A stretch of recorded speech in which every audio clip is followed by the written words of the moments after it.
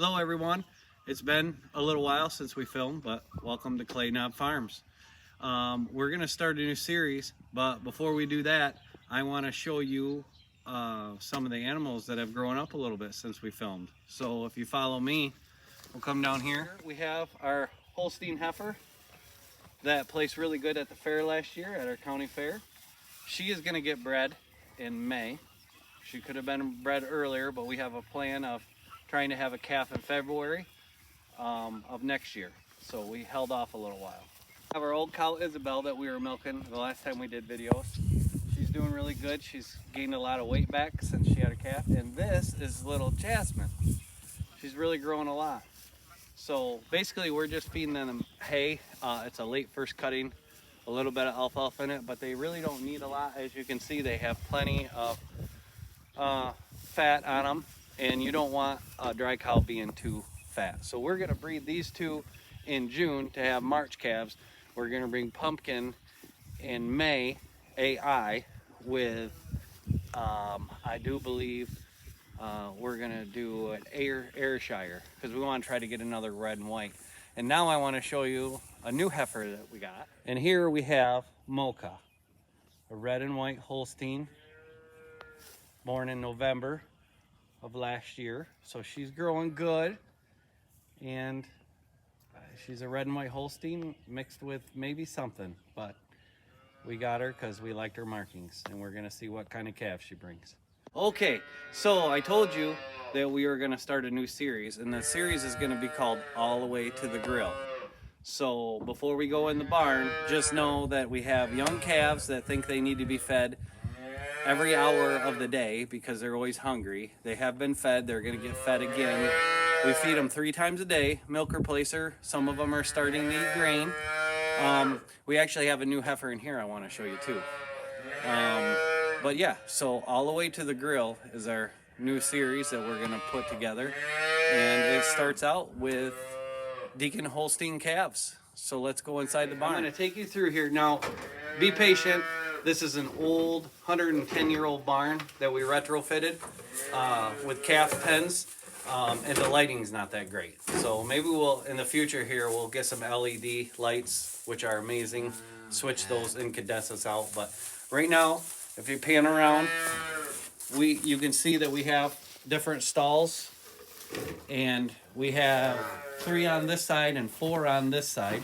Sometimes we like to make it so that we have the smaller calves. We got a couple smaller stalls over here than on this side, but the key with them, we bring down milk 3 times a day, feed it to them, and we always wash their buckets every time after they're done using them.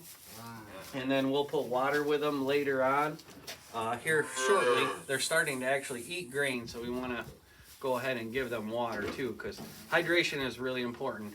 A lot of calves get sick, and they actually don't die of the E. coli or whatever that they get. They actually, I found out after learning more, is they die of dehydration. The milk actually doesn't cause scours. We use a powdered milk and we mix it, and then we bring it down here and divide it up equally.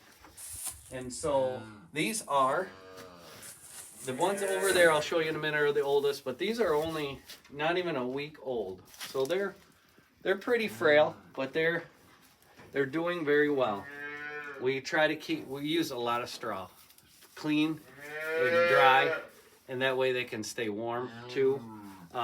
We have jackets for some of them, but after a week we take them off and we just make sure they stay bedded. We shut down the barn. There's a storm coming in tonight again. So we'll shut down the barn and they'll be warm because they'll be bedded in. But I'll take you around here. This is our oldest one. This is one that my daughter will probably be taking to fair.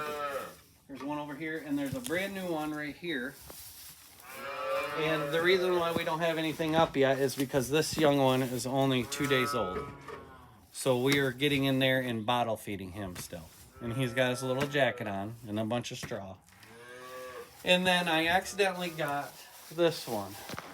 This one, you might say, oh, that looks like Isabel's calf.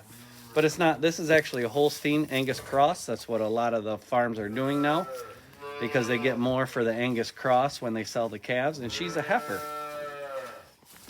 So we will see what she becomes. But right now we're gonna raise her up to just like we did with Pumpkin and the rest of them, and she's gonna be a friendly little girl. So what I started out saying is this is just the beginning process. What people don't realize is the dairy industry also is part of the beef industry, a big part of the beef industry, because there's not a lot you can do with male calves. A lot of times they'll keep the females back to do replacements for when cattle get old. They sell them, cull them, it's called, and remove them from the herd. Then they add the young, new ones in, the heifers. The bulls, you don't need very many bulls, because a lot of times they use artificial insemination. So these bulls become a meat product. And since on a beef farm, what you would have is like what we did with Jasmine and Isabel, is we left the calf on the cow.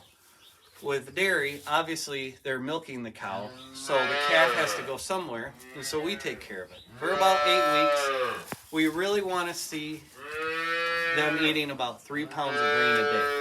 And so what we'll do is we'll castrate them, which is not a big deal. It's a rubber band that cuts the circulation off. They don't feel it. And then we're gonna have to dehorn them. But we use lidocaine, we numb them, and then we touch them with a burner, and it kills the blood vessels. But like I said, they're all numb, and so they virtually don't feel that at all either. I actually just hold them like this when I do it, and they don't move much at all because they're so numb. And then once they're 3 pounds a day, and about 8 weeks of age, then we turn them out, and we'll do a video here in a little bit to show you the progress and how much they're growing. It might be hard to see on film, but we can certainly see it. And then we can see it with how much grain and how much it costs, because these get very expensive.